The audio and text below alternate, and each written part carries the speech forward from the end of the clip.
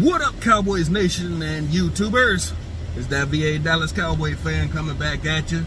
Thank you for liking, sharing, subscribing, and commenting down below. I make these videos for me and you, and they're a little therapeutic, because Lord knows after last night, you'd have seen a lot of us Cowboy fans jumping through our screens at what transpired. Now, yesterday, I made a video guaranteeing us a victory, and in my mind, we won that game. Because I'm not going to even start going into the details of how many times our game seemed to come down to a referee's decision. Last year, it was the same thing, except we were so-called called for the offensive pass interference. This time, it was us on defense who did not get the same call. I mean, two sides of the same coin, but it always seems to go against us. Other than that, there were other missed calls that, should have been called, like the taunting, the taking your helmet off in the middle of a play in frustration. I remember we were famously penalized for that rule, and because Dez used to do it, and nothing. But let's not cry about referees and how they screwed us yet again. This was a game we should have won. Even with Anthony Brown, not blowing his assignment, but not being able to catch up to not even a double move, but just a slight stutter step by Antonio Brown. So one AB got burned by another AB. And it kind of was the difference. Because we had that lead, we had a good feeling about us, just to lose it right back to them, basically right 2 plays later.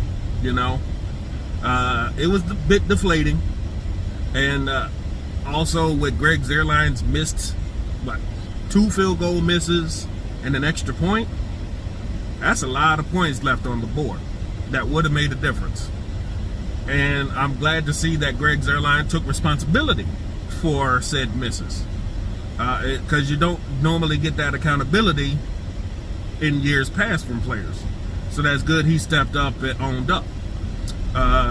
CD, he kind of dropped a couple crucial passes, but he also made up for it with a couple crucial passes. Amari Cooper is on his quest to say he's the best wideout in the league, and that was a great start. Dak Prescott showed that he is not injured at all, so people can leave that alone. Basically, this game came down to special teams play. The fact we missed field goals and extra points, and our starting field position was like the 5-yard line, compared to their starting field position was like the 30, 35. You're not going to win ball games when you're trying to drive 80, 90 yards every drive. But give it to credit to our offense. They made it work. The running game on both sides was stymied, so you didn't really have that rushing explosion that we thought we were going to get. So it was an all-out aerial attack. And we knew going in, if we had to go toe-to-toe with Brady, it was going to come down to who had the ball last. And unfortunately, they had it last. Even with no timeouts, they still managed to pull it off. Like I said, everybody looked good.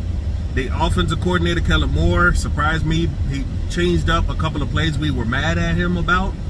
And the fact that they had guys in like every position,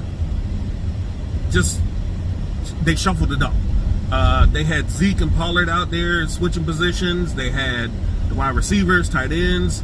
They had guys playing way out of position. You had CD lining up as a fullback. I mean, they were all over the place with their formations, and it worked. I liked it. I liked that kind of game planning and the trickery. Not really trickery, but the wherewithal to come up with a game plan that was not the same old Jason Garrett stuff, And it worked. I loved every bit of it. The offense we knew could go, and it showed. We were just going up against a defense that was just tough. Our defense came in as a joke that everybody thought would be our Achilles heel, but they had 4 takeaways, I do believe. They were +3 in turnover margin. I mean, there were some spectacular plays. Trayvon Diggs with the interception off a tip pass, the fumble recovery at the end of the game that could turn the tide, but unfortunately we didn't do much with it. All around defense was a heck of a lot better than last year. Only issue was Anthony Brown just seeming to be the butt of Antonio Brown's catches. I guess that was his man, and he just happened to be like out of position darn near for a lot of it. It happens. And like I said, special teams was our bane. We couldn't get anything done right. But, you know, to put a little joke in it, it's because you put Azur Kamara on the inactives list after you highlighted him in Hard Knocks. So, I don't know. Maybe, you know.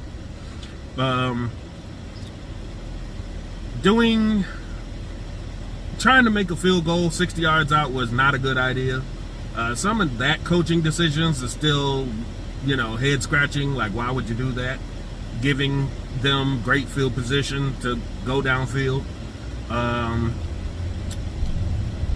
All in all, still a whole lot better than people would have made us out to be, thinking we're just going to get blown out of the water, and it didn't end up that way. It's good sign for things to come, basically. Guys in our division, we're going to find out come Sunday. Because if they look sloppy against, let's say, less talented teams than the Bucs, then we're going to see a lot of how the Cowboys are going to probably easily take this division. I'm happy for it. You know, there's no real moral victories, but gosh dang it, it was still good to see we came out and played with fire. Now, on to the bad news. DeMonte KZ, he was knocked out of the game. I'm not sure what the prognosis is with him, but I know I saw that Michael Gallup will be out 3 to 5 weeks due to a calf strain. I don't know when it happened, but that's going to be a huge loss for this offense, and now it's going to have to come down to Cedric Wilson and a newly called back Noah Brown and Semi Fehoko to step up in Gallup's absence. But we're also going to get to see what happens when you have CeeDee Lamb on the outside instead of just playing slot. So I'm sure we'll figure it out. I mean, this was the point of them saying all throughout the offseason that these guys are going to play more than just their regular wideout positions. So I think we're going to be fairly compensated and can be fine moving forward. Zach Martin will be back. So that's going to help with the offensive line, even though they weren't too much of a problem. I mean, Tyler Biadasz did get bulldozed over by Vita Vea, but, you know, Vita Vea is Vita Vea. This is a guy we wanted as fans to draft in that draft, but Cowboys just, Garrett's staff just did not care about defensive tackles. So, at least not the big guys that could do that. And now it's showing what we could have had. But that's just like saying TJ Watt, who just signed a mega deal to be the highest paid defensive player in the NFL. Could have had that, but, you know, he said, she said, coulda, woulda, shoulda. That's the coaching staff we had, making those kind of poor decisions. But again, all in all, I'm not going to be too mad and focus on the negatives. It's time to look at this when they get back to film room and film sessions. Look at the great takeaways. Continue doing the takeaways, because that's really been a problem with our defense for years. And to have 4 turnovers in the first game, continuing the trend that we set in preseason, is a pretty darn good thing. So, all in all, I give this game a B+.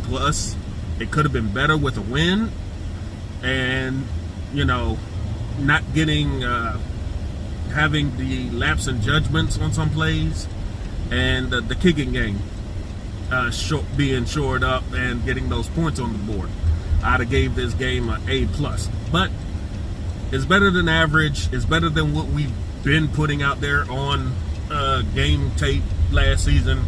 And this offense is still going to be something special, especially with Dak still doing what he does best. But anyway, that's all I wanted to talk about today. I hope you guys have a good Friday, fun weekend. Stay safe out there. Take care. This is VA Dallas Cowboy Fan.